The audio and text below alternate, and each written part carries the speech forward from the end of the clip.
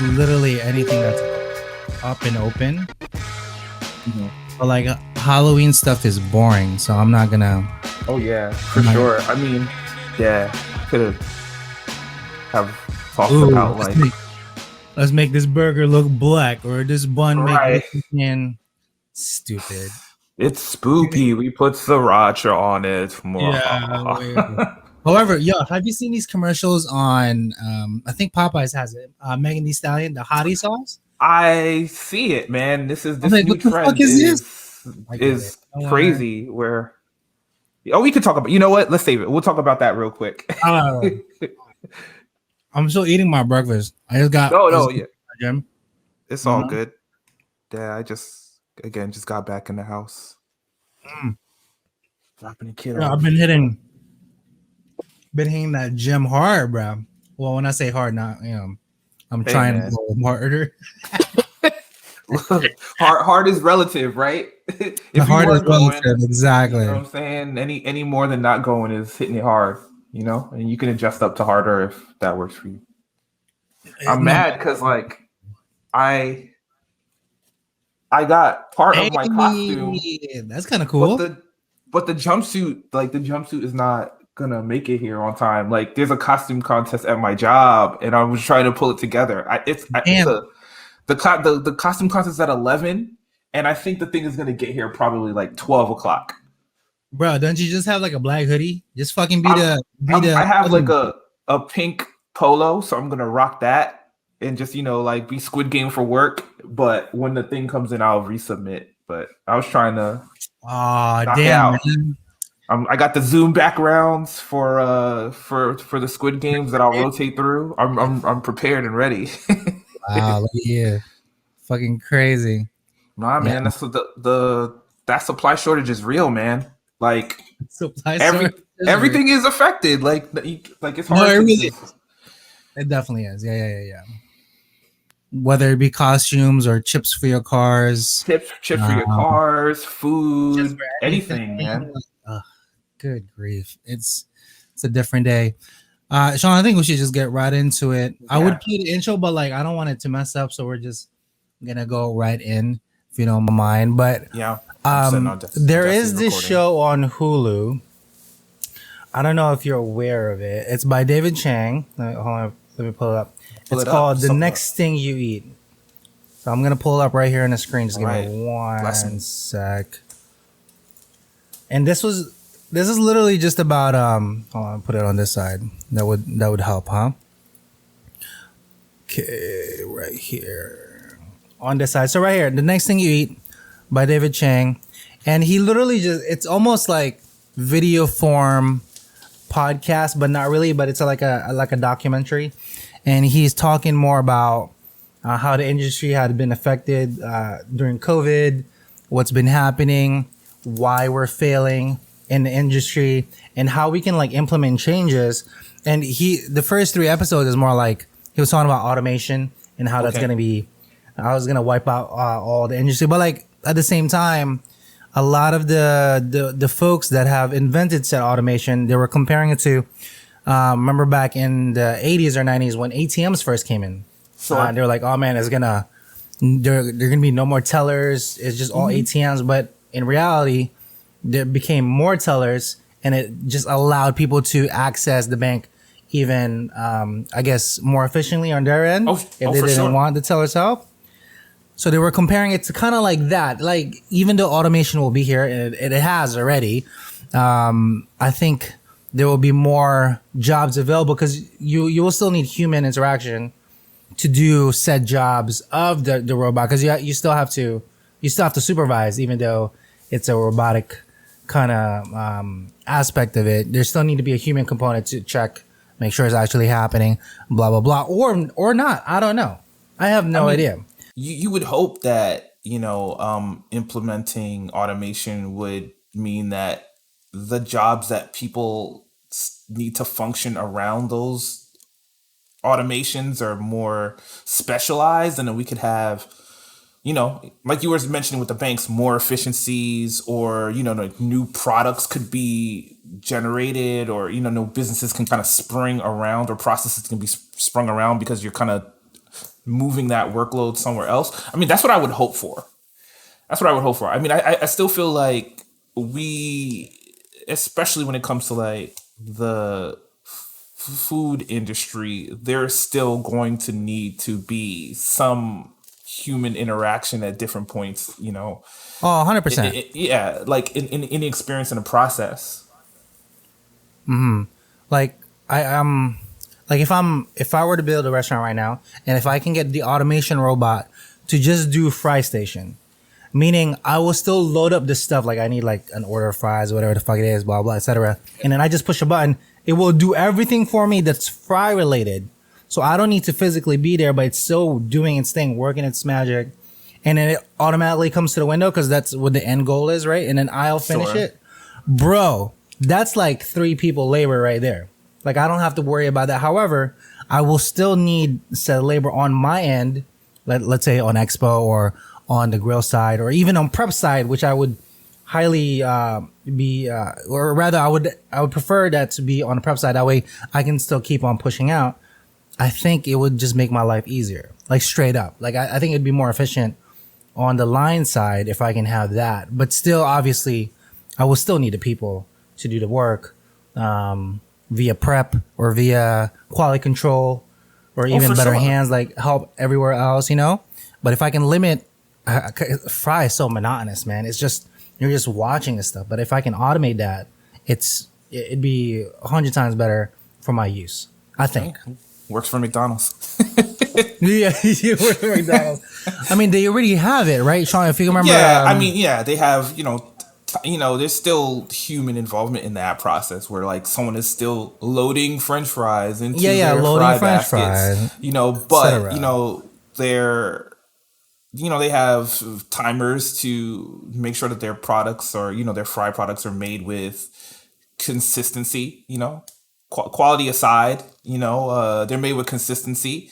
And, you know, even just the automation in there means that, you know, a human being working around that process could take their attention elsewhere for the X amount of seconds, X amount of minutes it takes to cook a round of McDonald's fries and handle another task, as opposed to just standing nearby or using some other method where their attention can still be diverted elsewhere, but maybe the quality, you know, variance would be higher, you know, or rather the consistency variance would be higher.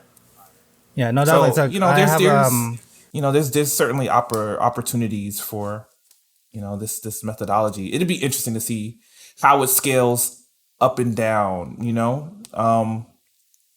because I mean, I feel like there are all of these automations that we currently exist with that we kind of take for granted in the form of appliances. Yeah, appliances. You know, exactly. It's just like, if you're, you know, years ago, if you were mixing something, you would be doing it by hand, right? And now, you know, you've got an assortment of different mixers and attachments and blenders designed to automate, you know, or execute these tasks consistently. So it'd be interesting to kind of see, like, you know, what new products get out, you know, get introduced into the industry, and, you know, how that allows people to work differently and efficiently. And hopefully, you know, it's not at the expense of, you know, providing opportunities for people to work in those spaces.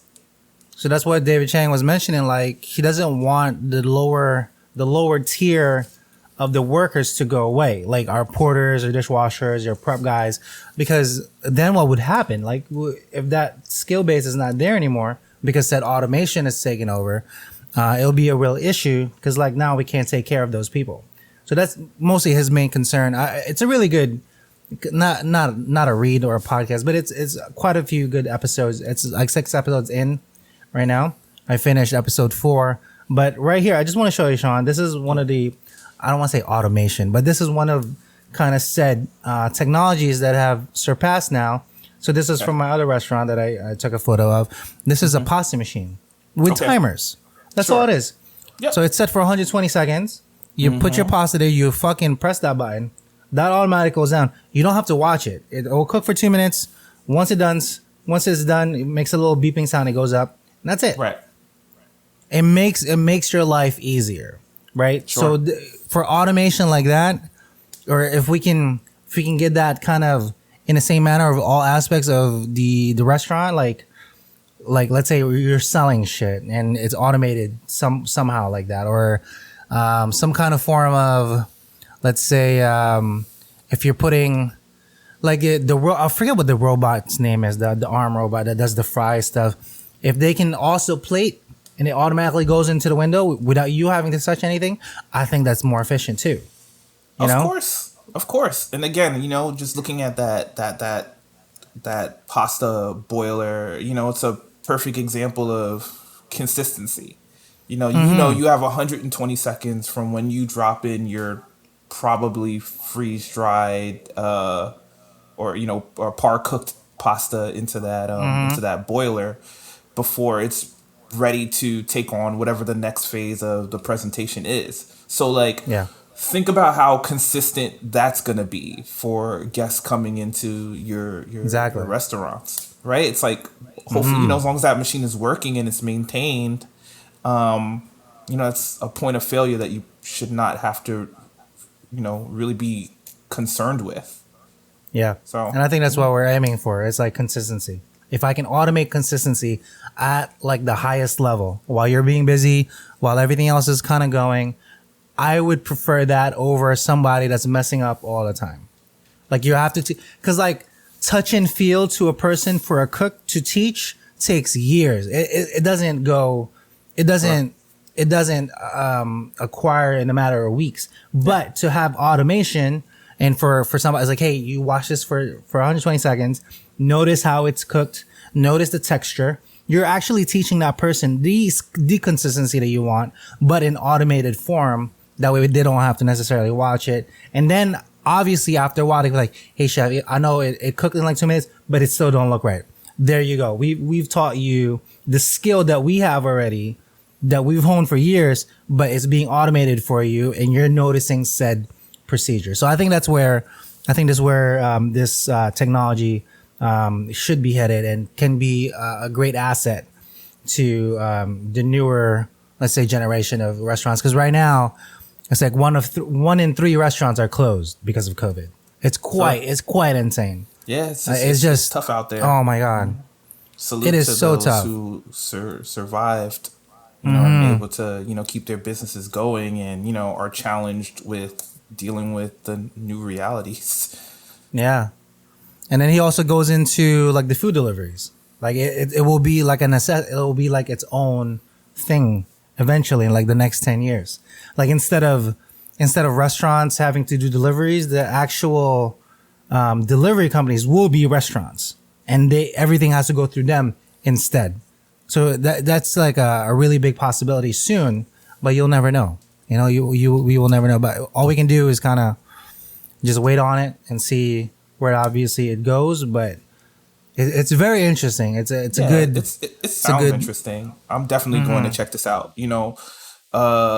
Short sidebar, ever since I stepped out of the kitchen space and kind of moved into a different arena, like it's been hard for me to like watch cooking things. Like I get like the itch, I get you. This sounds very interesting and I'm going to check it out. I will say that, through my daughter, she's been really, really curious with like Disney baking shows. so yeah, like that's, been another vector for me to kind of like, see the that's goals. kind of cool. Yeah. It's a pretty interesting. Again, it was completely unprompted, but she's like taking a fascination to this, and I'm like, oh, you're pulling me back in, kid. Yeah. Oh, she's baking. She's doing it. Oh man, it would be awesome if she becomes a pastry chef. That'd be great. It would be pretty cool. I'm looking forward to when she gets a little bit older, so we can kind of experiment in the kitchen a little bit more. Right now, she's my little sous chef, and I let her help me season the food. Yeah. That's how it starts, man. My grandma was just like, bitch, you're working with me. I need help. That Asian labor, bro, that's real. Man, they don't mess around. Get in there. Like, okay, you're just standing there. You're fucking helping me today. What were some of the first things that she had you do to help Eggs. out? Eggs. in the morning. So for breakfast, I don't think I've told you this, Sean. We had a total of 14 people in the house. So my mom, my uncle, my other uncle, and then at the last bit of it, my aunt before she moved here to the States. We were all in the same house. So my youngest uncle's family, it's him and his wife. My uncle, he has another house, but obviously he would come over because of the food. Sure. It's him, his wife, my two cousins, literally over at all times. My family, it was just my mother and I and her husband, and then my grandma, my grandfather, and then our nanny, our live-in nanny. And this is this is pretty standard for any household. We have like our live-in nanny is like pretty much family. Okay. And shout out Tita Bashon. She's been with us. Oh, God, she raised my grandmother's kids. So my mom, since she was like young, and then she took over, raised me and my brother and my cousins. So I think she's still with them in the Philippines. So shout out to our other family member that we don't really, not officially blood, but she's definitely blood. She's been with us for such a damn long time, man. So that's who everybody needs to get fed in the morning. And my grandmother's always like, I need you to crack eggs. I need you to put the eggs into the wok. I need you to just stir it. I don't care how bad you do it, but just learn. That's how I started. And then now she's like, now add the rice. I'm like, what? And then she started. And then she's like, here's the veggies. Throw it in there. That's literally, I did that for, I don't know, 2-3 years. And eventually I got better at it, blah, blah. She's like, oh my God, you can do breakfast now. Blah, blah. I was like, try lunch. To a new station. You made your way off fries, son. She's like, you're good on breakfast. Let's get you lunch. Lunch is a little different. There's fish. You got to fry the fish. There's meats. You got to cut it. And my grandmother was a butcher. That's how I learned like the cutting techniques and the stuff for her. But in meat though, for like veggie, she don't give a shit. She's just like pop, out into the fucking wok. You saute it, out it goes. That's all she wanted because there's no time. There literally is no time. You have to feed all these people. But yeah, man, it's interesting. Just kind of looking back how I kind of wanted to be a cook all these years. Still, for my grandma. So shout out to grandma. But yeah, bro, it's been a crazy couple weeks. We got crazy rain too. How'd you guys fare in the rain? We did all right. I mean, it did rain a lot. Obviously, it wasn't as bad as the last storm that came through. And it's funny. I was just thinking, I was like, man, we're gonna have a pod every time there's a big storm. But a few clogged sewers, drains here and there. But for the most part, it seems like my neighborhood did all right. Yeah, I was scared. I was like, nope, I'm not going out. I'm not doing it. Nope. I just had my car almost totaled for fucking flood damage. We're not doing it today. Nope. Not going. I have been looking into new cars though, Sean. I think I mentioned this to you. Yeah, you're talking about it. I want a fucking station wagon. That's what it is. Hey, station wagon gang. I really do, man. Like, remember when the actual station wagons were a thing, like back then? Oh yeah, for sure. I just like the space. It's really comfortable. It's nice. It feels great. I've driven an Outback ever since. I've driven a Forester also. I'm sticking with Subaru. Okay. And I like the Outback better. The Forester, it felt like an SUV because it is. Yeah, I mean, taller. It's a bit higher up. Yeah, center gravity is a little different. It felt I feel like weird it's driving not as long as the Outback. Yeah, no, but like, you know how you turn and you feel like you're gonna tilt. Mm-hmm. Like I know it's not gonna tilt, but like it feels like it's gonna tilt because I'm so tall. But I guess that's the first time I've driven like an SUV. Like I've never had to drive like anything of that kind of moving manner. From a car that's planted lower to the ground to an SUV. At least for the first couple of times you drive it, it does feel weird. No, it feels super weird because like my Legacy is like low and then wide. Mm-hmm. So when you turn it hugs the ground. Like it feels really good. Like I feel so much control on it. But then the Forester, I'm just like, it's gonna tip over. Any kind of like fucking like high wind, I'm like, yep, there he goes. I'm fucking dead. Like it's just like that. However, the Outback though, smaller and it's the same width as like a Legacy. Right. So when you're turning, it feels like you're the same car, but obviously just a slightly taller and then even wider space in the back. Yeah, you can see that like the Legacy and the Outback definitely share the same platform and heritage. And if I'm not mistaken, like the Forester is like slightly taller and slightly wider Impreza. Like it's based on those underpinnings, and there's the subtleties that come along with that. But I could definitely see you in an Outback. I definitely see you. Yeah. I've been researching too. So like, there's the Mazda, was it CX-6, right? The same kind of mid-tier SUV ish. That's the same as the Outback. There's the Honda CRV. I think. Yeah. I can give a shout out to CRV. Definitely has some great experiences in the Honda CRV line. I would like to at least drive it. That way I can just kind of feel it, which I will eventually. But right now, obviously, I've been pewing up some specs, pricing it out. And then I've also just recently, not yesterday, but a Monday, Sean, I don't know if you ever had to plug in your car's value into like a Kelley Blue Book or like a Hudson. For sure. I've done it from time to time. Like an Edmunds rather, just to see how much it'll cost, like for a trade-in or whatever, how much I can sell it.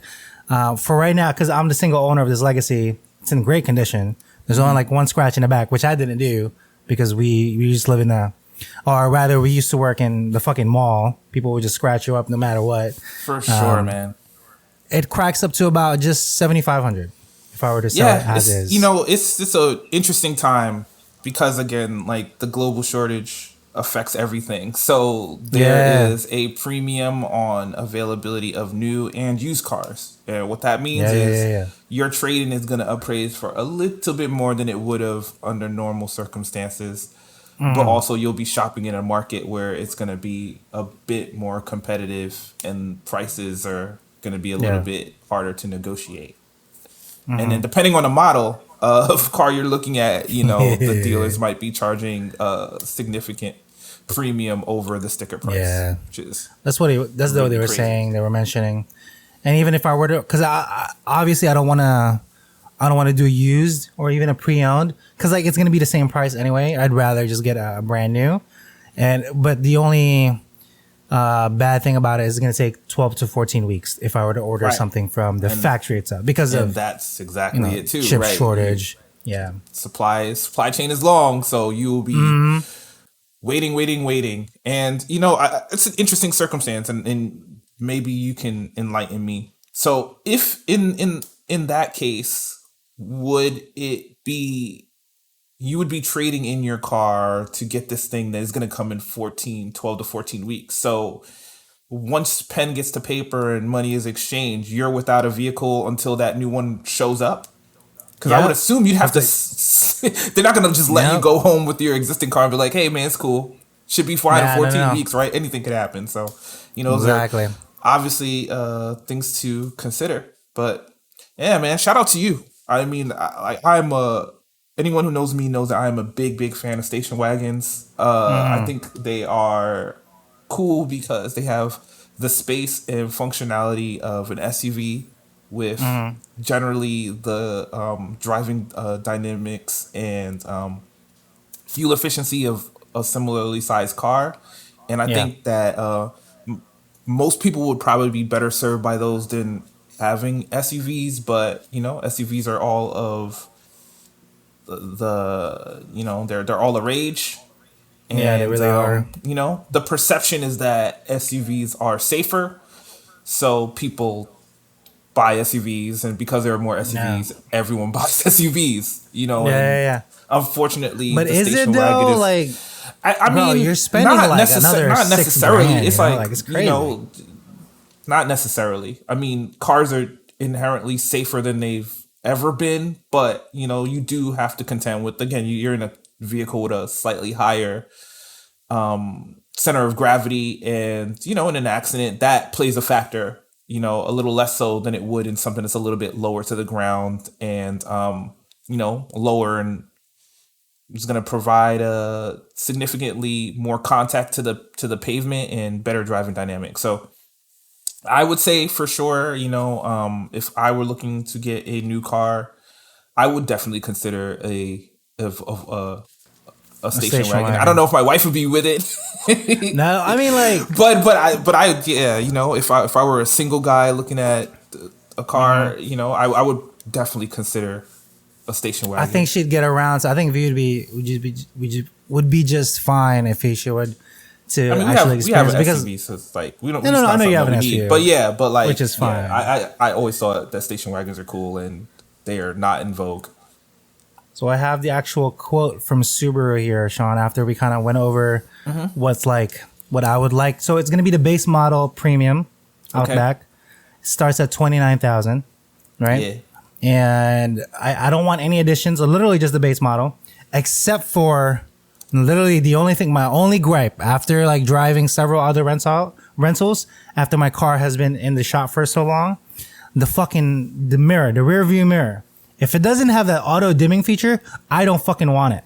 I really don't. Sean, this motion that you have to fucking, because you can't see fucking like the lights hitting you in the back. I'm like, what the fuck is this? I've never had to experience it, Sean, because my car fucking has it. I was like, why the fuck is this going like that? I love your passion insane for this feature, man. Like, it's funny. Like, everyone has their non-negotiables, and auto dimming mirrors is just that. Something that I would have thought I would have heard, but I understand why it would. Just the auto dimming.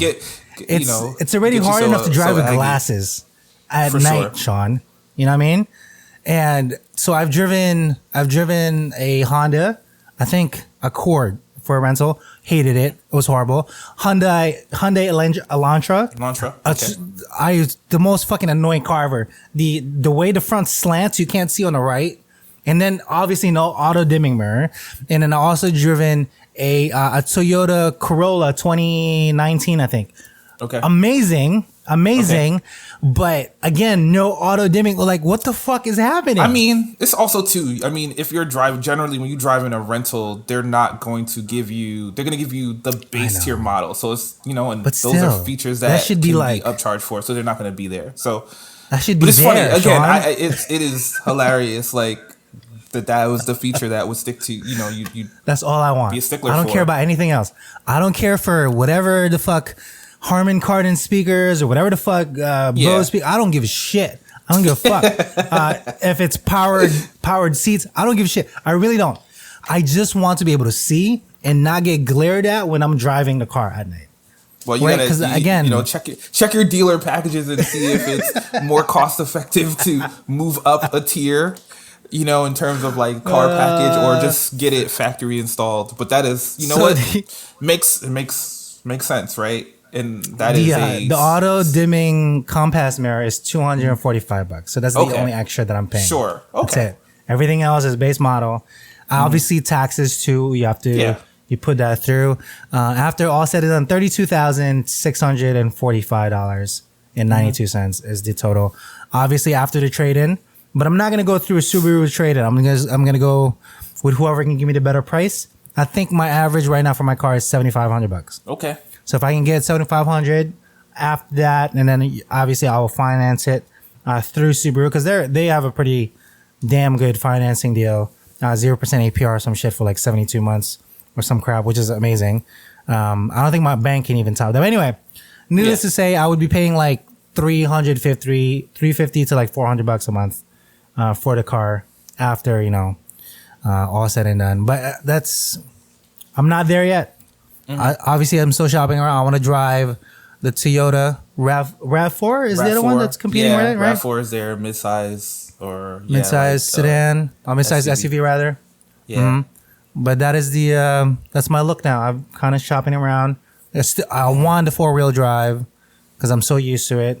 No weather will stop it no matter what. Auto dimming mirror must. I don't care for anything else. Auto dimming mirrors. That's what you I'm not mad at you. Like, you know, everyone has their non-negotiables. When we were car shopping before, like, my wife was like, yeah, it needs to have a sunroof and leather seats. Like, it has to. Oh, wow. Okay. It's like the car, like, it has to have this. If it does not, we're walking away. You don't want it. Has to. Has to. And to me, it's like, those are features that, like, I was just like, yeah, nah, man. You know, I've had cars with leather seats. They get hot and sticky in the summer. Really hot and sticky. That's what I have. While they are aesthetically cool, it's annoying to have this green when it's open. It's like it's either got to be open all the way so that like air comes in from the top, but then you get wind noise, or if it's like open with the shade removed, then you just have all this extra heat that is being piped into your car from like the natural sunlight. It's it's like, but whatever, it doesn't matter because like those are her non-negotiables, right? That's what she wanted, and you know what, whatever, if you're gonna pay for an experience, you want what you want, and if you can get it, you get it. So man, go get your auto dimming mirror, man. Like it makes sense. I just want the auto dimming mirror, man. It makes sense. So frustrating. Again, for me, in my next car, I would definitely be looking for something in a particular horsepower range, and definitely with a V6, like for sure, or you some have a 4-cylinder turbo right now? 4, depending on the particular car. I'm not looking for a car, but I'm just saying like, those are things that would be non-negotiables for me. Got it. You want more pep to your especially because I would assume if we were getting another car, it would not be the main car. It would be something to be fun or supplemental. So I would got you. A different experience than the people hauler that we have, and it would not necessarily need leather seats. I did realize the Hyundai though, that was a V6 turbo when I was driving. Okay, yeah. So when I not floored it, but in the highway when you're getting through, I'm like, oh, this has some step. Like it really does. Pick up a bit. And it's nice. I was like, okay, I understand why people would like this now because obviously more maneuverability. I get it. But I'm used to my 4-cylinder, almost turbo, like a Primo on my Subaru, which is fine enough. If I want the pep, obvious sport mode, and I use the paddles, I get the same efficiency. But like now it goes to like 22 miles to a gallon instead of the 32 on the highway if I were to do that. I get it. I totally get it. Is it necessary for me? No, I don't really care. I want it reliable. Auto dimming mirrors. Rear view mirror. That's all I want. Man. Everything else can go. Oh my goodness. But yeah, that's car shopping. Not too many things. Because glasses. This is the glasses. If I didn't wear, I bet you if I didn't have glasses, it wouldn't be so like that big of a deal.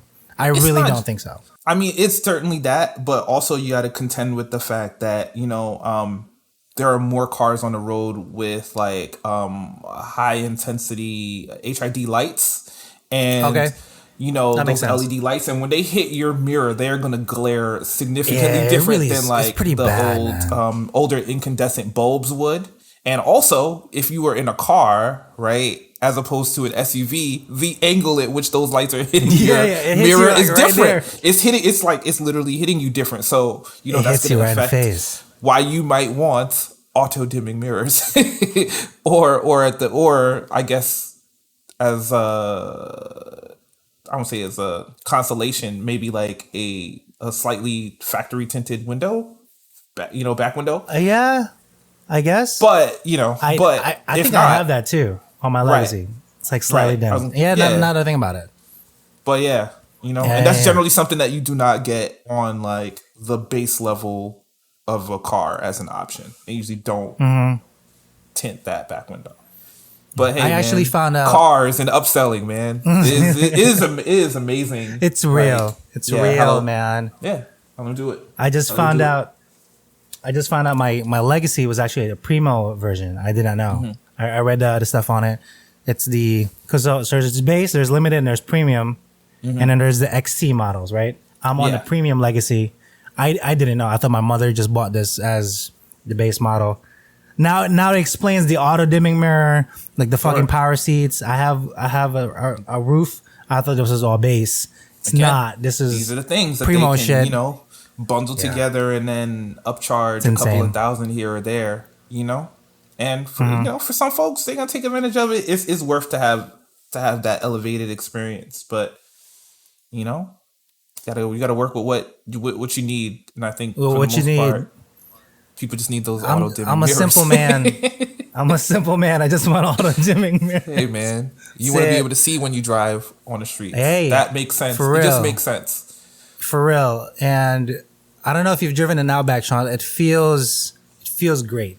Like you're fairly tall. You're a little taller than I am. It would feel good on you, like when you're driving. Yeah, I've never driven one. Like my mom has a Forester. My aunt has an Outback. I've sitting in the the driver or the passenger side. So yeah, it's got decent head clearance and a good seating position. It's got height. I've driven a Forester and it felt way too big. Like I'm like, what the fuck? You look around, it feels like the back side on your passenger side. Sure. It's like it's so wide.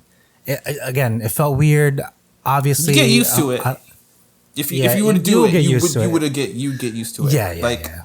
That's how I feel. Would it be a good use to it though, Sean? Like I don't know, man. I'm just like, I mean, you I'm just good. do like we went from a Civic to a Nissan Rogue, and even when I like get back into the Civic, like I feel not that I feel constrained, but like it like hugs me different because the car is smaller. The seat is designed to do that, like to kind of bolster you, as opposed to the other car, which is not designed for a sporting characteristics at all. Mm-hmm. And you got your Honda was also coupe.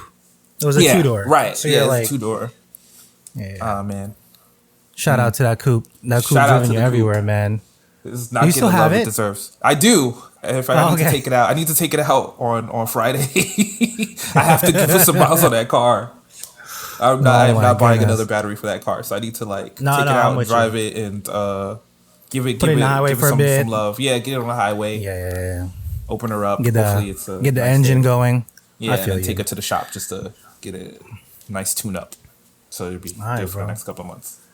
Well, I know you have work because it's almost there. Yeah. I don't want to keep you too long. However, Sean, for Halloween, I know you're trying to be the Squid Games.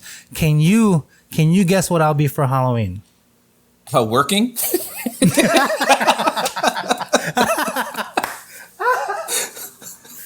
Yes. Thank you. Thanks for jabbing that knife. Hey man, deep in there. It's all love. It's all love. Again, man, I'm gonna enjoy walking around this pumpkin patch, and I'm gonna do it for you, brother. I'm gonna do it for you. Okay. I'm gonna do it for everyone who's on Fry Station. Try to figure out how long those fries need to come up. You know, it's a good thing we don't actually have fries in a restaurant. I would just lose my shit. I'm just like, can we just stop with the fries? But yeah, since it's fine dining, there's nothing. Yeah. Fries or sandwiches. But anyway, I will be wearing a hat, a white mana hat. Hey. The little. I don't know if I can find a button up, but like be like one of those old burger joints, with the little. Yeah, with the little paper hat. Yeah, a little paper hat. That's it. Nothing fancy, nothing crazy. That way, when they say like, "What the fuck?" It's a burger I didn't have. So thank you. Man, you just gave me a throwback. So when I was in culinary school, before we finished and got our bouffant style chef hats, we had the little paper hats. Yeah, the paper hats. And at the start of every class, like we would like write little notes on the inside or on the outside, and then we'd also like write little notes on our like plastic tasting spoons. Man, good times. Throwback. Yeah. It's annoying to wear the hat, especially if you sweat a lot, like I do on my forehead. It will be wrecked in like a matter of minutes. But I think it's just for like half the service, and then I'll take it off. It's fine. Hey man, shout out to White Manna and their burgers. Yeah, man. A Jersey institution. Very still there. Only open 3 days now though, because obviously pandemic. But they're still pumping out, man. Keep it going. Yeah. Hopefully they'll be around for better days. Mm-hmm. All right, Nine Crazy. Everybody just kind of go to our social. You can find all our stuff on YouTube at ChefSalty Pork Podcast. If you have any questions, emails or whatever at ChefSalty on Gmail. But you can hit up Sean right now on Twitter at MetroCardX. Other than that, for everybody else. Yeah, peace out, internet.